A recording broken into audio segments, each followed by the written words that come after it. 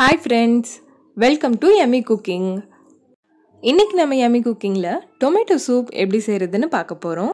Tomato soup செய்யறதுக்கு ஒரு panல ஒரு ஸ்பூன் எண்ணெய் ஆட் பண்ணிக்கோங்க. இதுல ஒரு பிரியாணி இலை, 5 பல்லு பூண்டு, ஒரு சின்ன வெங்காயத்தை பொடியா கட் பண்ணிட்டு சேர்த்துக்கோங்க. வெங்காயம் நல்லா வதங்கட்டும்.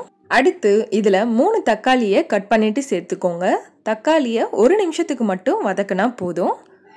இப்போ இதில் 1/2 கப் தண்ணி ஆட் பண்ணிக்கோங்க.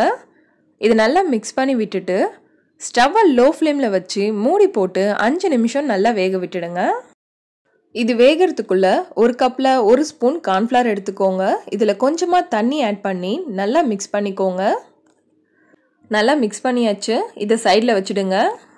இப்போ பாருங்கள், தக்காளி நல்லா வெந்து சாஃப்ட் ஆகிடுச்சு. இப்போ ஸ்டவ் ஆஃப் பண்ணிவிட்டு இதில் இருக்க பிரியாணி இலையை ரிமூவ் பண்ணிவிடுங்க.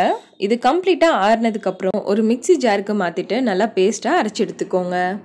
அடுத்து ஒரு பேனில் நம்ம அரைச்சி வச்சுருந்த டொமேட்டோ பேஸ்ட்டை சேர்த்துக்கோங்க. இது கூடவே 1 கப் அளவுக்கு தண்ணி ஆட் பண்ணிக்கோங்க.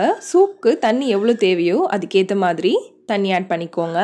இப்போது இதில் தேவையான அளவுக்கு உப்பு ஆட் பண்ணிவிட்டு 1 ஸ்பூன் மிளகுத்தூள் ஆட் பண்ணிக்கோங்க. இதை நல்லா மிக்ஸ் பண்ணி விட்டுட்டு 1 நிமிஷத்துக்கு நல்லா கொதிக்க விட்டுடுங்க.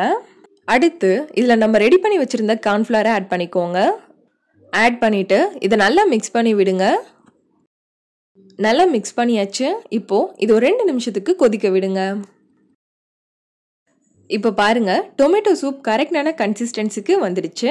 அவ்வளோதான், நம்ம டொமேட்டோ சூப் சூப்பராக ரெடி ஆயிடுச்சு. இதே மாதிரி நீங்களும் ட்ரை பண்ணி பாருங்கள். இந்த ரெசிபி உங்களுக்கு பிடிச்சிருந்தா நம்ம Yummy Cooking சேனலை சப்ஸ்கிரைப் பண்ணுங்கள், லைக் பண்ணுங்கள், ஷேர் பண்ணுங்கள். நீங்கள் ட்ரை பண்ணி பார்த்துட்டு எப்படி இருந்ததுன்னு கமெண்ட் பண்ணுங்கள்.